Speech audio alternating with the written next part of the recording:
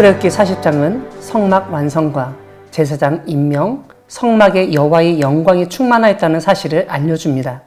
하나님은 모세에게 첫째 달 초하루에 성막 곧 회막을 세우라고 명령하십니다. 그러면서 다시 한번 성막의 구조와 기구들의 위치를 알려주십니다. 성막 안에 증거궤를 들여놓고 휘장으로 가리라고 하시는데 이곳이 지성소입니다. 성막 증거궤의 휘장 건너편은 성소인데 거기에 상을 들여놓고 진설하며 등잔대도 넣은 뒤 불을 켜고 향단을 증거궤 앞에 두고 성막문에 휘장을 달라고 지시하십니다. 번제단을 회막의 성막문 앞에 놓고 물두멍을 회막과 제단 사이에 놓고 물을 담으며 뜰 주위에 포장을 치고 뜰 문에 휘장을 달라고 하십니다. 또한 관유를 가져다가 성막과 그 안에 있는 모든 것에 발라 거룩하게 하라고 말씀하십니다. 아론과 그 아들들을 회막 문으로 데려다가 물로 씻기고 거룩한 옷을 입히고 제사장 직분을 행하게 하라고 말씀하십니다.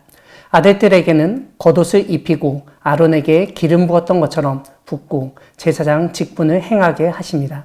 모세가 하나님의 명령대로 둘째 해 첫째 달 그 달 초하루에 성막을 세우고 기구들을 배치하고 성막을 완성했습니다. 출애굽 후 약 1년이 지난 상황이며 새해 첫날 하나님의 백성으로서 하나님이 거하시는 성막을 세운다는 것은 하나님을 섬김이 순서에 있어서나 중요성에 있어서 먼저라는 사실을 보여줍니다.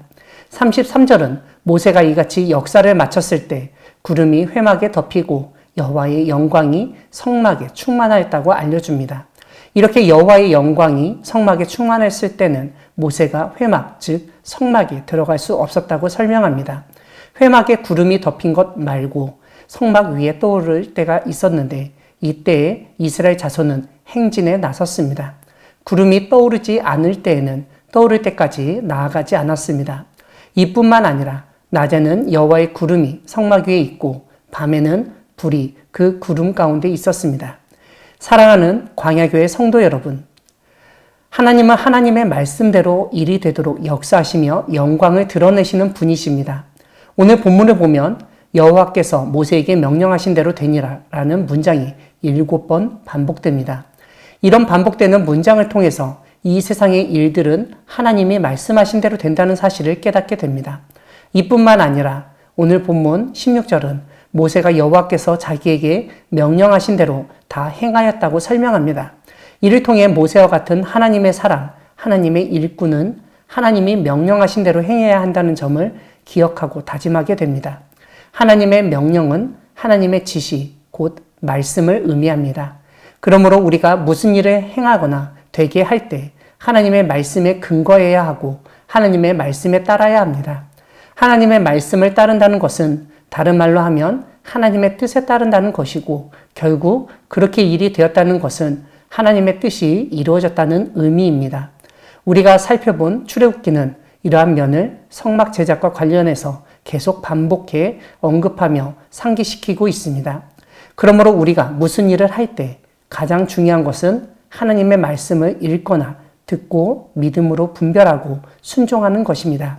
여기서 믿음을 분별하여야 한다고 언급한 이유는 성경에 기록된 하나님의 말씀을 문자 그대로만 받아들이거나 어느 한 부분만 쏙 뽑아내어 그것이 하나님의 뜻이라는 생각을 주의해야 하기 때문입니다. 이렇게 우리가 하나님의 말씀을 믿음으로 분별하며 순종할 때 그 결과는 단순히 우리가 행한 일이 아닙니다. 그 일을 통해서 나타나는 하나님의 영광입니다.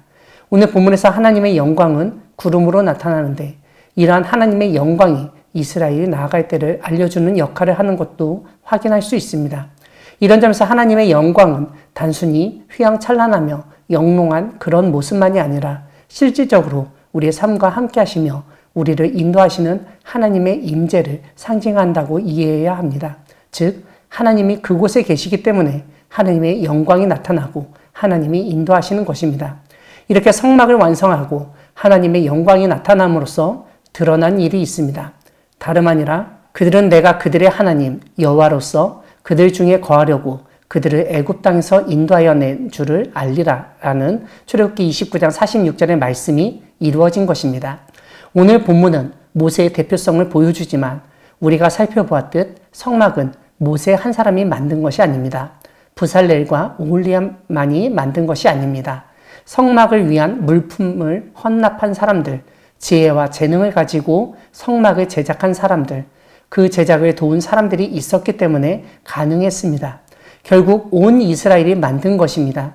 성막은 그렇게 해서 하나님이 온 이스라엘 가운데 거하시고 그들의 하나님이 되셨던 것입니다. 출애굽 후 광야에서 하나님의 말씀대로 행하여 하나님이라는 건축을 통하여 하나님의 뜻을 이루고 하나님의 영광을 드러내었던 이스라엘처럼 삶의 매 순간 하나님의 말씀대로 행하여 하나님의 영광을 나타내는 여러분 되기를 바랍니다. 아멘.